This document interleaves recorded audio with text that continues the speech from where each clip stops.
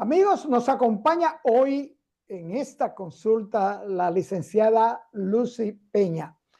La licenciada Lucy Peña es psicóloga clínica, pero aparte de ser psicóloga clínica, la licenciada Lucy Peña es una trabajadora voluntaria incansable a favor de las personas que tienen el trastorno afectivo bipolar, tanto que es la fundadora y presidenta de la Fundación Dominicana de Trastorno Afectivo Bipolar. Bienvenida a su casa, licenciada Lucy Peña. Buenas tardes, muchas gracias por la invitación. Hasta que al fin nos podemos juntar. Y hoy a mí se me presentó algo y cuando me escribe su esposa, ya podemos. Y yo, ¡ay, mi madre! Me van a matar. Pero la suerte que ya yo estaba llegando. Sí, sí, sí, sí. Gracias a Dios, ya estamos aquí. Bien, le agradecemos porque sabemos el esfuerzo que usted está haciendo, como siempre, de colaborar y ofrecer orientación y siempre con el corazón listo para ayudar, especialmente en este tipo de trastorno. Y vamos a arrancar de una vez, licenciada. Ok. Trastorno afectivo bipolar. Desmenúcemelo. Bueno, el trastorno bipolar es un trastorno psiquiátrico que es considerado grave, es un trastorno de los estados de ánimo, se caracteriza por la fluctuación del ánimo de una manera muy marcada, muy severa. Y este trastorno es uno de los trastornos, la sexta enfermedad mental en el mundo que afecta a nivel mundial. Pero es una enfermedad del cerebro, un trastorno del cerebro, porque vemos que siempre se le trata como trastorno y lo tratan ustedes, los psicólogos clínicos y el psiquiatra. ¿Es esta una afección grave del cerebro? Sí, es un trastorno grave del cerebro, porque el cerebro se ve afectado a nivel de los neurotransmisores, que son, como yo les digo, los mensajeros de las neuronas. Entonces, si es en un momento un cambio electroquímico, tiene que ver la química y tiene que ver la energía. Bueno, nosotros somos energía y química a nivel cerebral.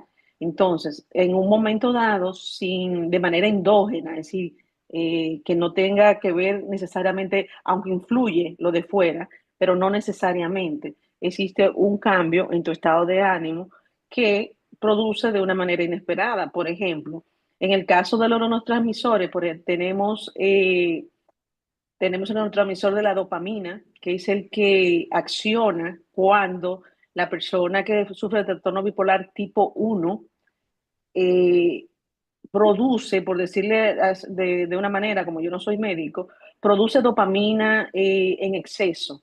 Y eso invita a que aparezcan síntomas de manía, que son actividades, muchas actividades, la persona se vuelve logorreica, es decir, no puede parar de hablar, habla, habla, habla.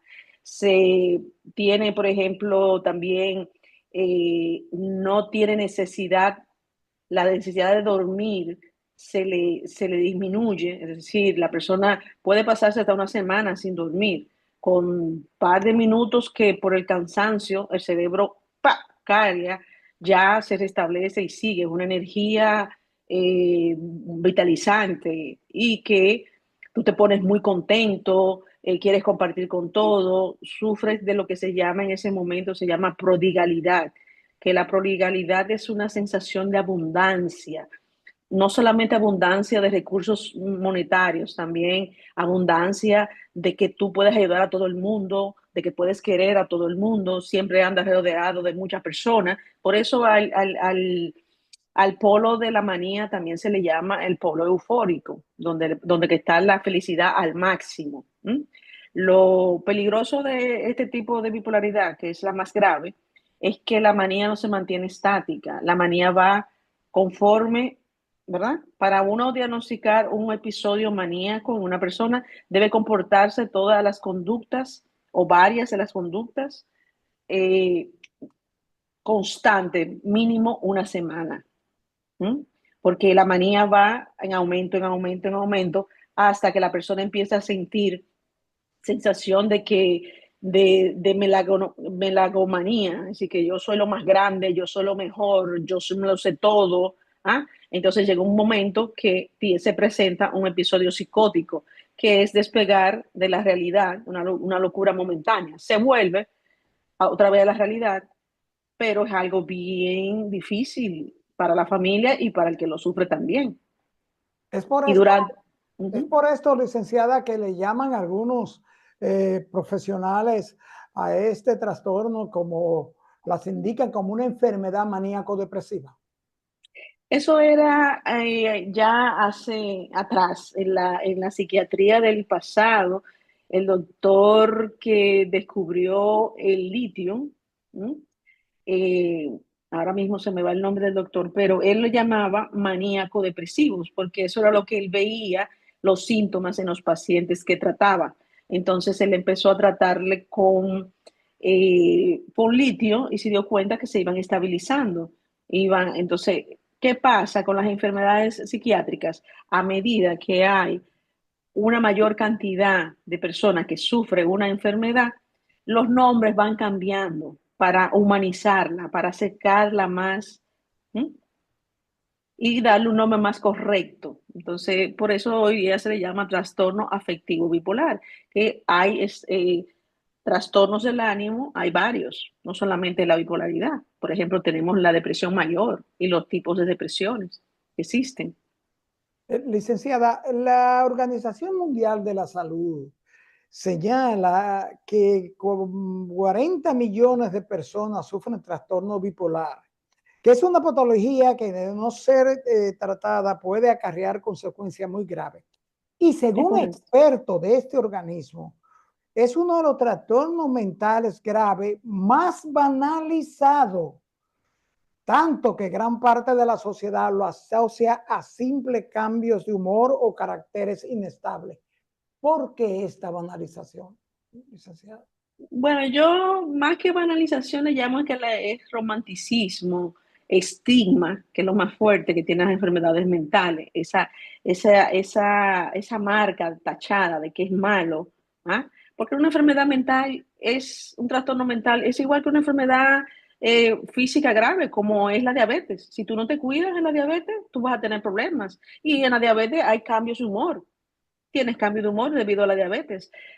También, por ejemplo, si tú sufres de colesterol, ¿sí? Si sufres de alta, depresión alta, tú tienes que cuidarte. Tú no puedes dejar de tomar tu medicación. Así tú creas que está bajita. ¿Sí? Es lo mismo. Lo que pasa es que hay mucha desinformación, hay mucha ignorancia. Yo digo que la ignorancia es asesina porque al no conocerse, nadie se atreve a preguntar. Por ejemplo, hay un pastor norteamericano que cuenta una anécdota que aparece en las redes, donde él llama el trastorno bipolar la enfermedad de las no cacerolas, es decir, de no ollas, como se diría aquí, porque en Estados Unidos se acostumbra que cuando una persona tiene a una persona que está enferma o alguien ha muerto, los allegados y amigos lo que ayudan es llevándole comida para que no se tengan que preocupar por preparar alimentación, porque están pasando por una pérdida. Entonces a él, su esposa, se le rompió una pierna y duraron muchísimo tiempo comiendo de toda la comida que le llevaban. A sorpresa, su hija, adolescente de 16 años, tuvo un episodio maníaco producto de un trastorno bipolar. Por primera vez hizo su debut. Ahí no llegó nadie, ahí no llegó ninguna comida porque las personas no saben cómo preguntar. Es fácil preguntar, oh, ¿cómo sigue su esposa de la pierna, de la operación de la pierna? Ahí le entran. Pero las personas sienten, como hay ignorancia, hay miedo. ¿Sí? Y sienten temor al preguntarte, y dime, ¿cómo va tu hija del trastorno bipolar? No sabe cómo el otro lo vaya a tomar. O ellos mismos tienen miedo, al no conocer las cosas, tienen miedo, tienen estigma, ¿sí? Y mejor se callan y no preguntan. Y eso no ayuda realmente. Ya hay muchos movimientos, ya hay mucha información del trastorno bipolar, pero 10 años atrás era todavía peor. Y hay muchas moléculas de tercera generación, de cuarta generación, para tratar el trastorno. Licenciada, usted señalaba estados maníaco, depresivo, estados emocionales extremos. Sí. ¿Pudieran estos estados emocionales extremos conducir a un paciente que padece el trastorno afectivo bipolar a la autoinjuria, al autodaño físico y o al semejante? Bueno, cuando se está en el polo depresivo, tenemos el gran riesgo de que la persona atente contra su vida, ¿no? Porque eso es una de las características de la depresión, y la depresión bipolar también atrae en ese sentido. Los enfermos mentales, contrario a lo que se piensa, no somos violentos. Eso tiene que ver con tu personalidad, ¿no? Y los malentendidos que se dan. Pero cuando se está en el polo de la euforia, hay mucha, la parte frontal del cerebro, donde está la iniciativa, donde está la impulsividad, te vuelve más impulsivo, con más iniciativa, con más cosas. Entonces, también la manía, el contradecir a un paciente bipolar es delicado, porque literalmente yo digo que a uno se le borra el no del cerebro. Y si tú vas, yo voy con un proyecto donde y usted me dice, no, Luz, y yo, no, no, no, está bien. Contigo yo no trato, déjame yo, porque todo es positivo, todo es posible. Entonces yo me voy para otro sitio donde va a ser posible, porque yo tengo ese proyecto. Porque dentro de la enfermedad, cuando no se estable, sufrimos de obsesiones. ¿Mm? Obsesiones que varían. Nosotros relajamos a nivel del grupo de apoyo que con lo que nos coja a nosotros. Por ejemplo, si yo tengo una persona que conozco que es doctor en medicina, pero él en un proceso de manía, en una finca que tiene muy bonita, él cortó todos los árboles, los trajo aquí a Santo Domingo, a Villa Consuelo o Villa Juana, no sé dónde están los ebanistas, porque él iba a ser ebanista, él quería hacer un curso de ebanistería. Y él no midió, primero, que estaba desforestando, ¿m?, la zona. Segundo, que eso es ilegal y lo podían meter preso, porque eso, él decía, eso es mío. Y yo quiero ser ebanista y busco la madera. ¿M?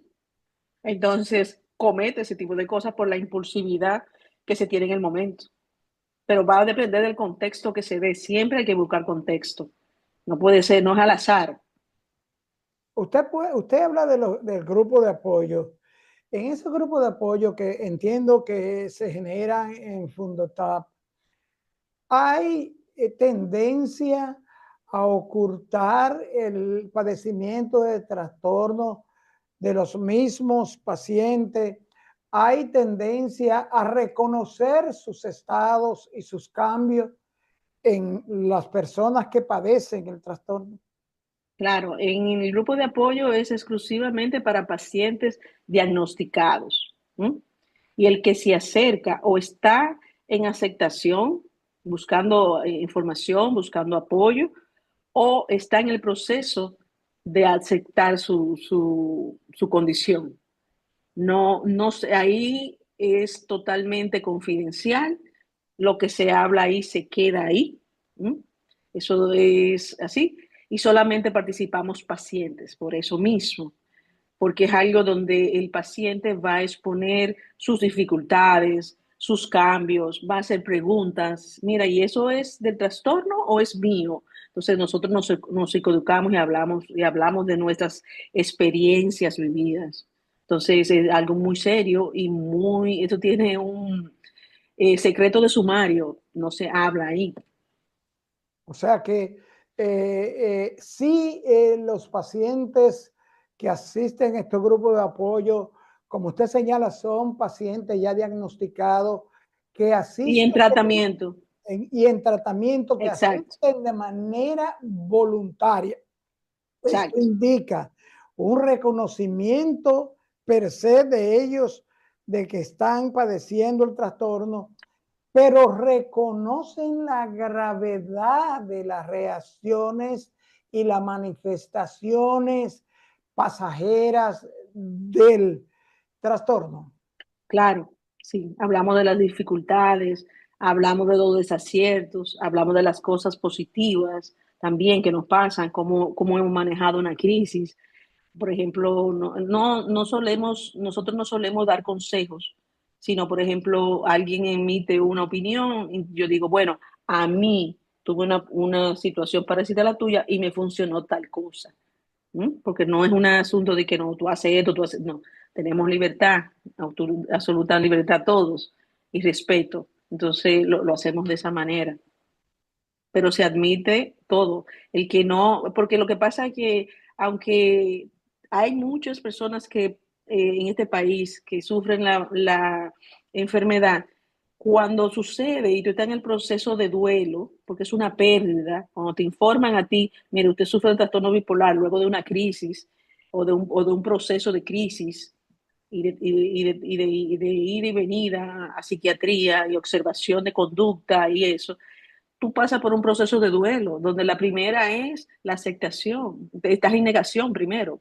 No, yo no soy bipolar, yo no soy como toda esa gente que hacen y deshacen.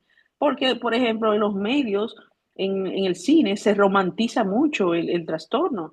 Hay que verlo en su justa medida. Es un trastorno grave, es una situación difícil y es algo que se trabaja todos los días. Porque lo que más se habla de depresión y se llama de euforia, porque son los polos en los que más tiempo duramos y los que son más visibles. Pero en el medio hay otras emociones, hay otros estados de ánimo que son tan difíciles de manejar, como es la ansiedad. ¿Mm? Una de ellas, la desesperanza. ¿Mm? Por ejemplo, también está el deseo también la parte positiva, el deseo de que yo puedo hacerlo todo, cuando eso no es una realidad, porque ningún ser humano puede hacerlo todo. Eso te conlleva una serie de inconvenientes. Yo doy para todos, yo hago de todo. Entonces, eso hace que la persona se embarquen en proyectos que a veces no llegan a un fin. A veces te engañan porque tú crees mucho en las personas. Yo voy con un proyecto donde usted le digo, bueno, señor Opperman, tengo este proyecto y mire, yo tengo, vamos a exagerar, ¿verdad? Tengo 5 millones y bueno, lo que usted quiere es dinero y dice, sí, vamos a hacer luz y me deja sin un chele. Porque la prodigalidad hace que todo es posible. Del polo positivo, de la euforia, eh, es así. Entonces, la prodigalidad hace que yo quiera ser súper solidaria, que quiera arreglar el mundo, me llevo gente para... Va a depender de la personalidad. El trastorno, la personalidad de cada quien es que hace la diferencia. Por eso es que un bipolar no se parece a otro bipolar.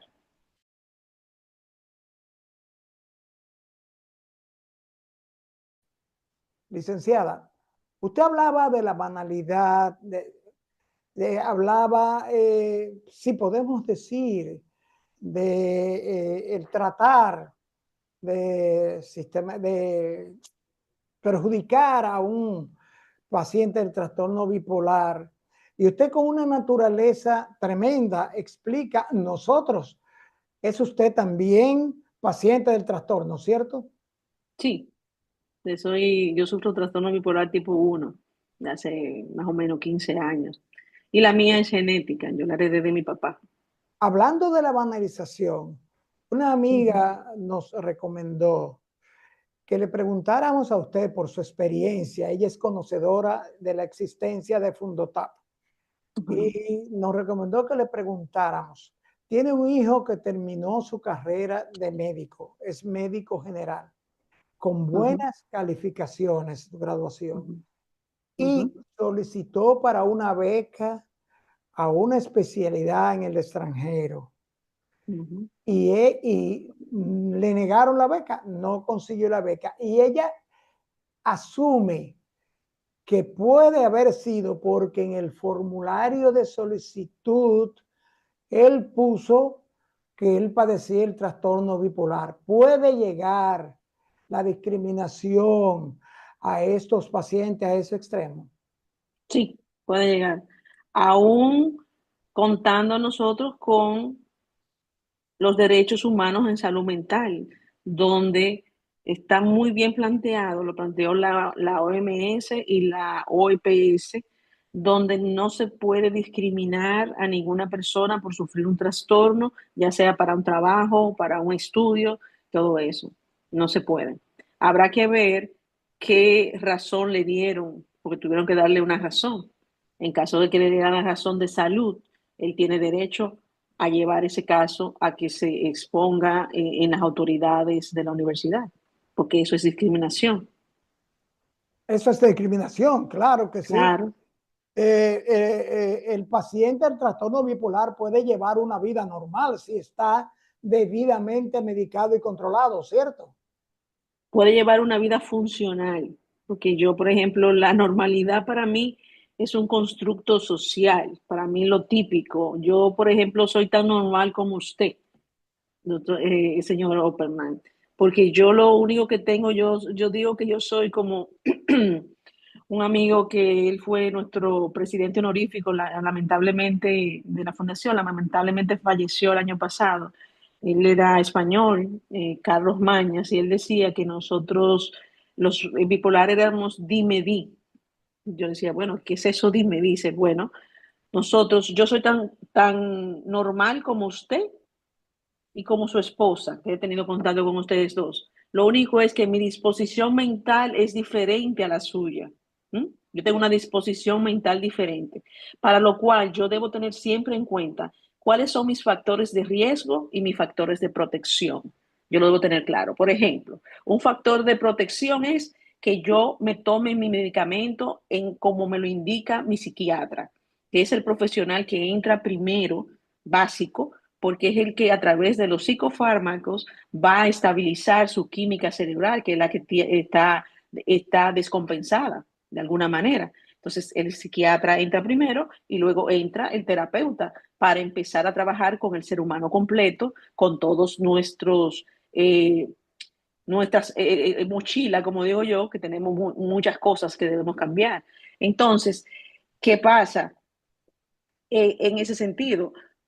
Yo totalmente tengo mis sueños, soy madre, soy hija, soy tía, soy hermana. Entonces, es la funcionabilidad. Lo que pasa es, por ejemplo, cuando yo estoy muy contenta, no funciono porque no hay quien me aguante. Porque, por ejemplo, yo voy al programa, estuviéramos en el programa en vivo allá en el canal, y usted me dice, Lucy, mire, nosotros vamos para la Romana. Ah, ¿puedo ir con ustedes? Sí, me fui, pero yo no avisé a nadie. Y después de la Romana vamos para Punta Cana. Me fui porque yo lo que quiero es estar en actividad, me gusta salir, no estoy. Y cuando me avisan y me llaman, Lucy, ¿dónde tú estás? Y no es pérdida de memoria, ¿eh? Es que para mí eso es normal si yo no estoy estable. Yo no estoy haciendo nada malo. Yo estoy compartiendo con ustedes como pareja. ¿Mm? Entonces ahí me llaman y me dicen, Lucy, pero eh, mi hijo, mami, pero ¿dónde tú estás? Son las 3 de la mañana y tú no has llegado, o mi esposo. Y yo, yo estoy en La Romana con el señor Opperman y con su esposa y ellos no saben quién son ustedes. Y yo se lo digo de una manera natural, porque yo estoy en otra. Entonces, es por eso que el factor de protección, uno de los principales, es adherimiento al tratamiento farmacológico y terapéutico. Ya si no lo llevo, eso se convierte en un factor de riesgo. ¿Mm?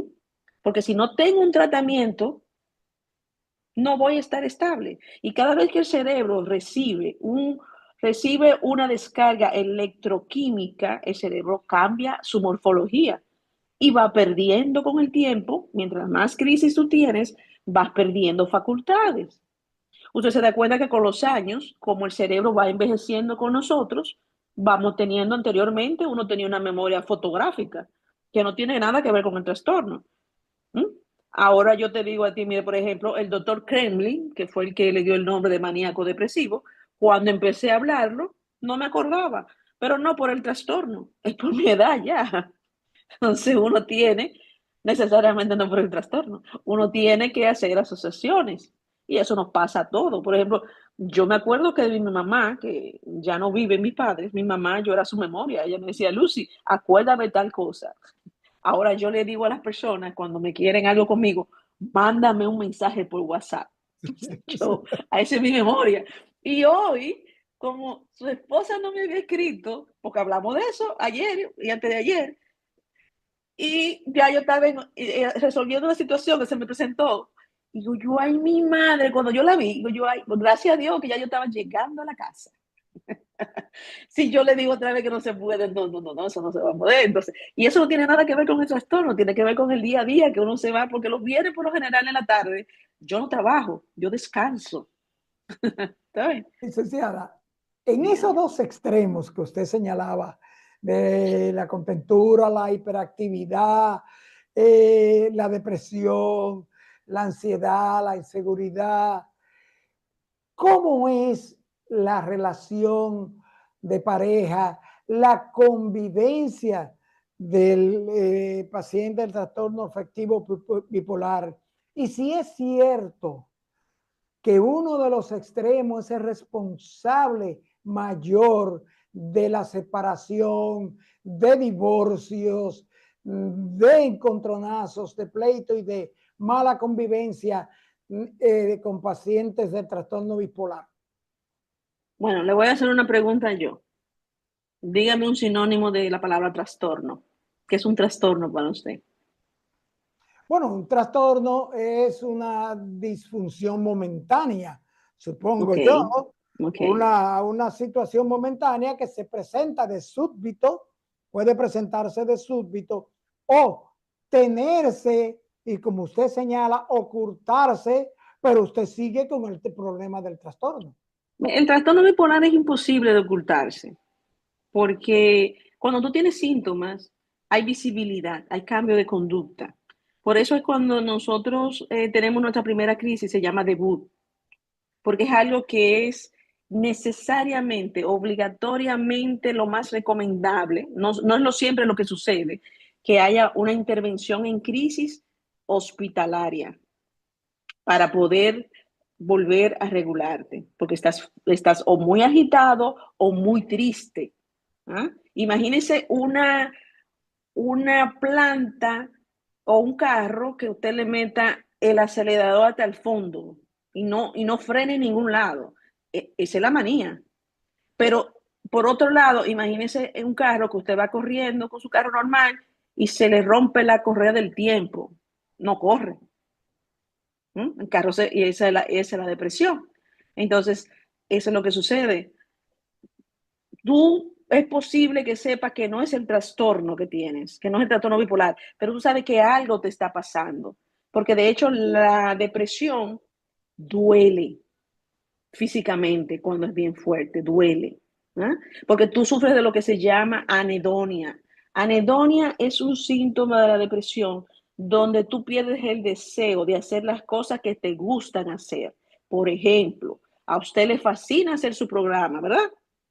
Y si se pone en un proceso que Dios lo libre de depresión, ay no, le va a decir a su esposa, el programa yo lo voy a dejar de hacer. Pero vamos a hacerlo ahora. Lo hace esta vez. Pero después, ya no tengo como deseo. Voy a descansar un chin. No, ¿verdad? O si le gusta, por ejemplo, tomarse una copa de vino, ir al cine, ir a la playa, tú dejas de hacer todas esas cosas que te daban placer, que te daban bienestar, porque el neurotransmisor de del sentirse bien, de disfrutar las cosas, que es la serotonina, empieza a producirse en menor cantidad en tu cerebro y por eso los antidepresivos y otras medicaciones como reguladores del ánimo, lo que hace es que recaptan. Ubíquese, por ejemplo, le voy a un ejemplo, imagínese que hay un piso que lo que le cayó fue un vasito chiquito de agua. Esa es la serotonina, ¿verdad? Entonces, el medicamento es el swapper, que lo vas a recoger para echarlo otra vez en el vasito, o un paño, porque es un chin, para echarlo otra vez en el vasito para ponerlo en el lugar donde va. Porque si lo dejas ahí al aire libre, se seca, porque no produce más. Entonces empieza a recaptar y empieza a producir. Empieza otra vez esa maquinaria, empieza a engrasarse poco a poco, y empiezas a estabilizarte, empiezas a tener cognición, la cognición se afecta. Por ejemplo, cuando tú estás en depresión, tú no piensas tan rápido como cuando estás en manía. Cuando tú estás en depresión, tú piensas lentamente y tienes muchas inseguridades. ¿Qué te vas a poner hoy? Te queda callado, inclusive te pones disfónico, no, es todo lo contrario, no se habla casi. Lucy, ¿tú tienes hambre? Silencio. Lucy, ¿qué tú vas a desayunar? Silencio. Lucy, ¿qué tú quieras? Pero dime, yo no sé, lo que tú quieras. Pero eres tú que vas a comer. Y yo, sí, sí, pero yo ni hambre tengo, lo que tú quieras, dame. Entonces, una dificultad. Usted preguntó el tema de las relaciones de pareja. Cuando una enfermedad crónica, cualquiera, mental o biológica, entra a un sistema familiar, produce un efecto dominó, donde se afecta hasta el gato y el perro, en mi caso. ¿Mm? Mi perrita, cuando yo estoy deprimida, no se me quita de al lado. El gato me hace, pero como él es de mi hija, no me hace mucha gracia, pero afecta a todos. ¿No?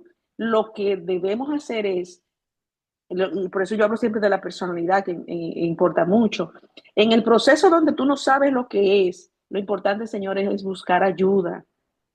Buscar ayuda para saber qué es lo que te pasa. ¿Mm? Y hay que, la familia tiene que remangarse las mangas y fajarse porque no es fácil. Yo aquí lo pongo muy fácil, pero no es fácil. Es doloroso, da rabia, da ira, da deseo de salir corriendo. Porque cuando tú estás descontrolado, por ejemplo, en el polo de la mucha actividad, en ese tú no necesitas a nadie. Ah, no, pero fulano, mi esposo se fue, él dijo que quería tiempo aparte, pero yo no he sentido nada, pero es que tú estás tan contenta, tú no has caído todavía. Cuando te viene la depresión, tú te das cuenta que se fue. Yo no lo necesito para nada, yo soy una mujer autosuficiente, porque si a mí se me ocurre, todo tú lo puedes, todo tú lo puedes, todo tú lo puedes, tú no necesitas a nadie. Por eso en manía, casi, es muy mínimo las personas que van al psiquiatra. Muy, lo que tienen conciencia de enfermedad. Si no hay conciencia de enfermedad, te montas en el ferrocarril de la velocidad, en el AVE de Europa, y no hay quien te pare. ¿Mm? A diferencia, cuando se está en depresión, no se tiene energía, hay muchas personas que se descuidan su parte, su higiene personal, todo, y hay tanta tristeza, tanto pesar, que ahí te llevan y tú vas. ¿Mm? Y es muy recomendable que cuando vayas al psiquiatra no vayas solo, vaya acompañado de alguien que te conozca o que viva contigo. ¿Por qué? Para hacer reportes, porque el psiquiatra va a hacer preguntas. Por ejemplo, cuando la persona está en manía, lo primero que pregunta el psiquiatra es, ¿cómo está durmiendo? Bien, pero yo tengo 5 días que no duermo, ¿eh? Entonces, cuando entra mi esposo, se lo dice, no, doctor, ella tiene como 5 días, eso es limpia, con lo que me coja, limpia, esto, no duerme. ¿Mm? Y yo le digo, pero ¿cómo va a ser si yo duermo muchísimo? Porque tengo tantos proyectos, tantas cosas que no quiero que se me vaya el tiempo. ¿Mm? Y sin embargo, cuando se está en depresión, si todo lo que tú reportas es de depresión, puede haber un mal diagnóstico, porque el psiquiatra lo que va a tratar cuando tú llegas en crisis, él no te va a dar un diagnóstico, ojo con eso, él va a tratar los síntomas, que eso es lo más urgente. Luego viene el proceso para diagnosticar. Licenciada, ¿cómo se trata el trastorno afectivo bipolar? ¿Es a nivel de medicamentos, de fármacos?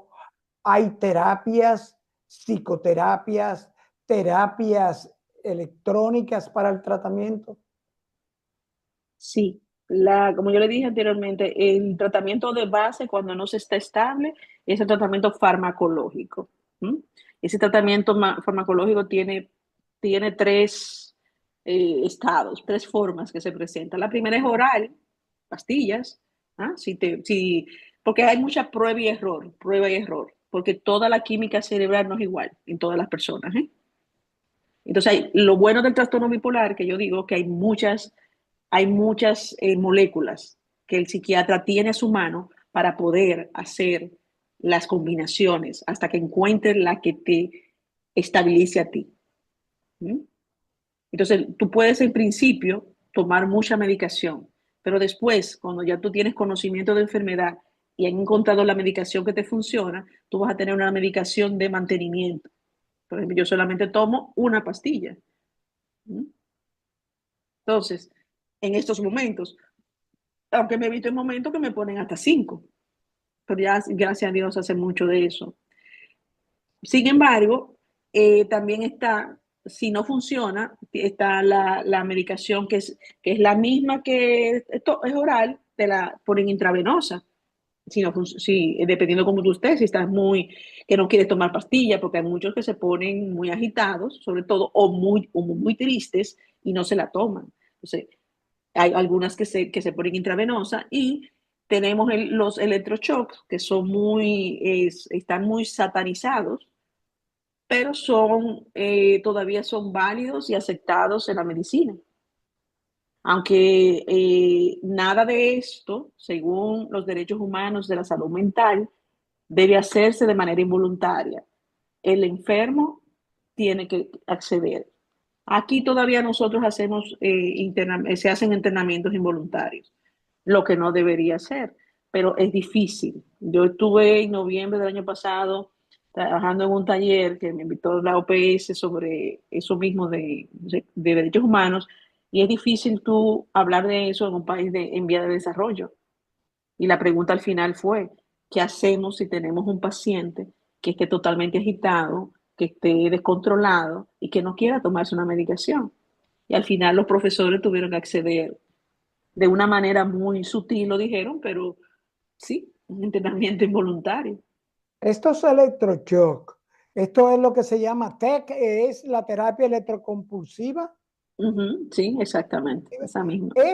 Esos electroshock, es cierto que uno de los daños periféricos del electroshock es el agravamiento del estado mental de la persona. ¿Pudiera ser esto? No, los electroshocks primero ya no lo hacen como antes, que antes lo hacían a secas. Es decir, ya te ponían los electrodos y eso, porque eso es energía, electricidad. Y tú sufrías bastante, ¿no? Ya a ti te duermen, hay un cardiólogo, hay un anestesiólogo y todo eso. Y no, no, no. Es el electroshock. A mí no me han dado electroshock, no le puedo hablar en primera persona sobre eso, sino lo que yo he leído y los reportes de los pacientes que van a la fundación. El electroshock es como un reseteo. Ubíquese, por ejemplo, en los aparatos que hacen cuando una persona tiene un infarto, no sé cómo se llaman. Dicen, ¡pa! Le dan y vuelve a cero y sube. El electroshock es algo parecido. Hacen un reseteo para que los síntomas bajen. En principio, a muchas personas pierden la memoria inmediata. Así, ay, ¿quién eres tú? Pero va ganando, eso no se va perdiendo. Pero están muy satanizados. Yo creo que deberían dar información más abierta al respecto. Licenciada, finalmente, conducir, practicar deportes de alto riesgo, Ujú. dirigir, liderar equipos, grupos en tareas sumamente delicadas y que exigen alto nivel de concentración. ¿Puede un paciente de trastorno bipolar hacer estas cosas? Claro que sí, puede hacerlo. La diferencia va a ser lo siguiente. Este trastorno no quiere nada con el estrés. ¿Mm? Y si una de esas actividades es una fuente de estrés, es posible que tengas recaídas. Entonces, el estrés tiene algo muy peculiar, que lo que le estresa a usted no me estresa a mí. ¿Mm? Entonces, ahí es que está. Si tú eres hay muchos grandes ejecutivos que sufren trastorno bipolar y son funcionales. Amigos, amigas, después de esta interesantísima consulta sobre el trastorno afectivo bipolar con la licenciada Lucy Peña, psicóloga clínica y presidente de Fundotat, la Fundación Dominicana de Trastorno Afectivo Bipolar, solo nos resta darle las gracias por acompañarnos e invitarle a nuestra próxima consulta. Amigos, amigas, nos vemos en la próxima consulta.